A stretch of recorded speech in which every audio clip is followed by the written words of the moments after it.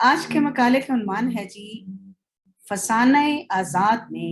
لکھنوی تہذیب کے عناصر۔ مقالہ نگار ہیں طلعت سلطانہ اور نگران مقالہ ہیں ڈاکٹر خورشید الاسلام۔ اچھا، تعارف پیش کرنے سے پہلے آپ کو میں تھوڑا سا یہ بتاتی چلوں کہ ہندوستان میں بعض شہر ایسے تھے جو دور و نزدیک کے رہنے والوں کی تہذیب و ثقافت کے امین تھے۔ لکھنؤ بھی انہی شہروں میں سے ایک تھا۔ یہ شہر نواب آصف الدولہ کے زمانے سے ہی شعر و ادب اور فنون لطیفہ کا مرکز بن گیا تھا۔ اس کے نوابین اودھ اور اموائے لکھنؤ نے جی کھول کر شعر و ادب اور فنون لطیفہ کی سرپرستی کی۔ یہاں کے رہنے والوں نے زندگی کے ہر شعبہ میں نئی راہیں نکالی اور رفتہ رفتہ یہ شہر اپنی مخصوص تہذیب و ثقافت کے لیے سارے ہندوستان میں مشہور ہو گیا۔ آپ کو پہلے بھی میں عرض کر چکی ہوں کہ 19ویں صدی کے نصف آخر میں اس کلچر کی بڑی اچھی عکاسی فسانہ آزاد میں ہوئی ہے۔ تو جناب آج کا تعارف میں اس کا پیش کر رہی ہوں۔ یوں تو لکھنؤ کی تہذیبی زندگی کے بارے میں شرر کی مستند کتاب گزشتہ لکھنؤ موجود ہے۔ اس کے علاوہ میر حسن، میر تقی میر، سرشار، رجب علی بیگ سرور اور مرزا سودا کی نثری تصانیف میں بھی اس کے بڑے اچھے نمونے ملتے ہیں، لیکن ان سب میں فسانہ آزاد چونکہ سب سے طویل اور ضخیم تصنیف ہے، اس لیے فطری طور پر اس میں لکھنوی تہذیب کے سب سے زیادہ تفصیلی خاکے ملتے ہیں۔ فسانہ آزاد 7 روزہ اودھ اخبار میں قسطوار شائع ہوا اور اس کی پہلی قسط دسمبر 1878 میں شائع ہوئی اور آخری دسمبر 1869 میں۔ گویا نثری ادب کا یہ شاندار قصہ جو ہے وہ 1 سال میں تیار ہوا۔ اس کے بعد اس کو کتابی شکل میں شائع کیا گیا۔ فسانہ آزاد میں لکھنؤ اپنی پوری شان و شوکت نیز زوال پذیر عناصر کے ساتھ جلوہ گر ہے۔ اس کتاب میں واجد علی شاہ کی معزولی کے بعد اس تہذیب کے نشیب و فراز کی جزیات تک ملتی ہیں اور اس مرحوم تہذیب کے عناصر کی چھان بین کر کے انہیں پیش کیا گیا ہے۔ مقدمہ میں مقالہ نگار نے اس والے میں ہندوستان کے سیاسی، سماجی اور ادبی مناظر میں حکومت عبد کا جائزہ لیا ہے اور فسانہ آزاد کے سرشار نے لکھنؤ کی سوسائٹی کو جس طرح سے پیش کیا ہے اس کا مختصر ذکر بھی ہے اور فسانہ آزاد کی تہذیبی اہمیت کی طرف پہلی بار توجہ بھی دلائی ہے۔ اچھا جناب، اس کے پہلا جو باب ہے اس میں نہ صرف یہ کہ لکھنؤ کی مختصر تاریخ پیش کی ہے، بلکہ لکھنؤ سے فیض آباد تک کا جو علاقہ ہے یا جو علاقہ تھا اسے بھی بہت واضح کیا گیا اور بتایا گیا ہے کہ سلطنت اودھ کا قیام کب عمل میں آیا، اس طرح فیض آباد ہوا، کب اس کو ترقی ملی اور کہاں کہاں سے فنکار آ کر یہاں جمع ہوتے گئے، بادشاہوں نے کون کون سے کارنامے انجام دیے اور اودھ کو کب ترقی ملی۔ دوسرے باب میں شاہان اودھ کا طرز معاشرت، ان کی تہذیبی دلچسپیوں کی نشاندہی کی گئی ہے اور اس طرح سے اس میں بے شمار چیزیں بیان کی گئیں، جس میں نصیر الدین حیدر کے زمانے میں ایک بار شیر کو گھوڑے سے بھی لڑایا جاتا تھا، جس میں میدان گھوڑے کے ہاتھ میں رہا تھا۔ نوابین اور امراء کے علاوہ متوسط طبقے کے لوگوں کو بھی کبوتر بازی، مرغ بازی، بٹیر بازی، پتنگ بازی کے بھی شوق تھے، جن کو ان لوگوں نے معراج کمال تک پہنچایا۔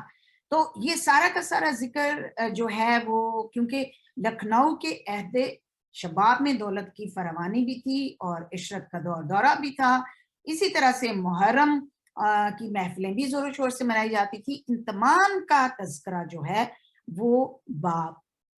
2 میں کیا گیا ہے۔ تیسرے باب میں طوائف اور اس کی زندگی کو پیش کیا گیا ہے اور ساتھ ہی ساتھ یہ بھی دکھایا گیا ہے کہ طوائف سے ہر خاص و عام کو کتنی دلچسپی تھی، کیونکہ امادین لکھنؤ کی زندگی کا ایک اہم جز طوائف تھی، ان کا دیکھی لکھنؤ کے عام لوگوں میں بھی اس سے ربط رکھنا باعث افتخار سمجھنے شروع ہو گئے، اور اس طرح سے طوائفیں حاضر جواب ہوتی، علم مجلس اور آداب بزم سے بھی خوب واقف تھیں، اور موقع محل کے مطابق وہ رقص و سرود بھی اور مہمانوں کی توازے بھی کرتی تھیں، اور اپنے گھروں کو صاف اور سجا کر بھی رکھتی تھیں، مکانوں کے ساتھ خود کو بھی فیشن کے مطابق لباس اور زیورات سے آراستہ کرتی تھی۔ اس طرح سے اہل لکھنؤ اپنے بچوں کو تہذیب و اخلاق سکھانے کے لیے طوائفوں کے یہاں بھیجتے تھے۔ اسی طرح ایک طرز عمل سے ان گھروں کے معیار کا اندازہ کیا جا سکتا ہے۔ اس باب میں، جو کہ تیسرا باب ہے، لکھنؤ کی اسی تہذیبی زندگی کے اہم پہلوؤں کو اجاگر کیا گیا ہے۔ اور جناب والا چوتھا جو باب ہے، اس میں لکھنؤ کے میلوں ٹھیلوں کا ذکر کیا گیا ہے نا، کتنی دلچسپی کی بات۔ لکھنؤ کے میلے ٹھیلے، وہاں کی رسومات کو پیش کیا گیا ہے۔ چونکہ لکھنؤ تہذیب پر کوئی گفتگو اس وقت تک مکمل نہیں ہو سکتی تھی جب تک کہ لکھنؤ کے میلوں ٹھیلوں اور رسموں کا ذکر نہ کیا جائے۔ اس ذکر کے ساتھ لکھنؤ کے میلوں کی تہذیبی اہمیت کو بحث میں لایا گیا ہے، اور اس میں جھڑپوں کے میلے، ایش باغ کے میلے، اٹھوں کے میلے، کیسرے باغ کے میلے، گڑیوں کے میلے اور دوسرے میلوں کا ذکر کیا گیا ہے۔ اور جیسا کہ پہلے بھی میں نے آپ کو بتایا کہ کیونکہ دولت کی فراوانی تھی، اس لیے یہ میلے بھی بڑی دھوم دھام سے منائے جاتے تھے۔ ان میلوں کے علاوہ گھریلو رسوم روایات کا ذکر ہے، مثلاً چھٹی، دودھ پڑھائی، ختنہ، عقیقہ، کھیر چٹائی، اور اس کے علاوہ شادی بیاہ اور غمی جیسی تقاریب اور رسومات جن سے لکھنؤ کی تہذیب عبارت تھی۔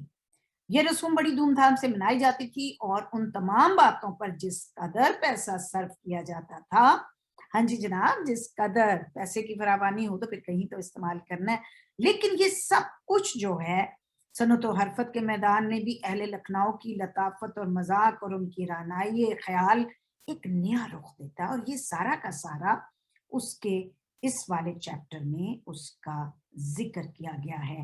اور یہ ساری کی ساری ایک مفصل طور پر، اور ارسطو نے جس طرح سے بوتیکیا میں کہا ہے نا کہ ادب تاریخ سے زیادہ فلسفیانہ ہوتا ہے۔ جی ہاں جناب، کیسے ہوتا ہے؟ کیونکہ تاریخ حقائق کا بیان کرتی ہے اور ادب صداقت کو پیش کرتا ہے۔ واقعہ یہ ہے کہ کسی قوم کی ذہنی، روحانی اور مادی زندگی کی مکمل تاریخ اس قوم کے ادب پاروں سے مرتب کی جا سکتی ہے۔ مقالہ نگار نے فسانہ آزاد کے مطالعہ کی روشنی میں ایک پورا کا پورا جغرافیائی طور پر اس کو محدود لیکن تاریخی اعتبار سے دلکش اور دور فکر اور بہت ہی اچھے انداز سے تہذیب کو پیش کیا گیا ہے۔ اور جناب، تاریخی کتابوں کے حوالے صرف اس جگہ دیے ہیں جہاں وہ فسانہ آزاد کی تائید یا توضیح کے لیے بہت ضروری سمجھتے ہیں۔ ہمارے خیال میں یہ جو مقالہ ہے، یہ ایک ایسی کوشش ہے جس سے ادب کی معنویت اور تاریخ سے اس کا رشتہ واضح ہوتا ہے، اور لکھنوی تہذیب کی زندہ اور متحرک تصویر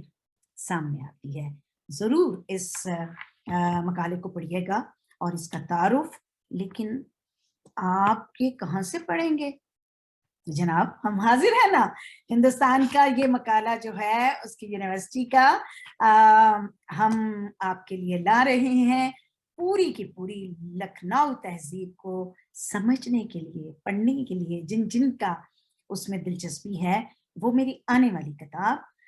جامعات میں اردو تحقیق، اس میں پورا مفصل تعارف ہوگا مقالہ نگار کے بارے میں، مقالہ نگار کا نام ہوگا، مقالے کا نام ہوگا، اور اس کے ساتھ ساتھ ایک بات جو میں بہت ضروری سمجھتی ہوں، اور وہ ہے شکر گزاری، تشکر۔ میں ان تمام مقالہ لکھنے والوں کا، ان کے سپروائزر کا، اور ابو آل ان تمام یونیورسٹیز کا، اور ان تمام لوگوں کا جنہوں نے اپنے نام ظاہر نہ کرنے کی درخواست کی ہے، اور جنہوں نے میرے اس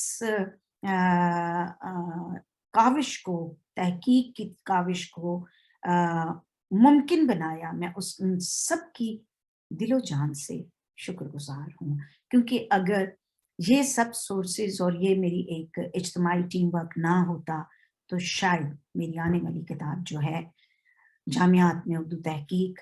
ممکن نہ ہوتی کہ میں اپنے پاکستانی طلباء اور طالبات کے لیے اور اپنی پاکستانی یونیورسٹیوں میں، جہاں پہ ہندوستانی یونیورسٹیوں کے لائبریریوں میں پڑھے ہوئے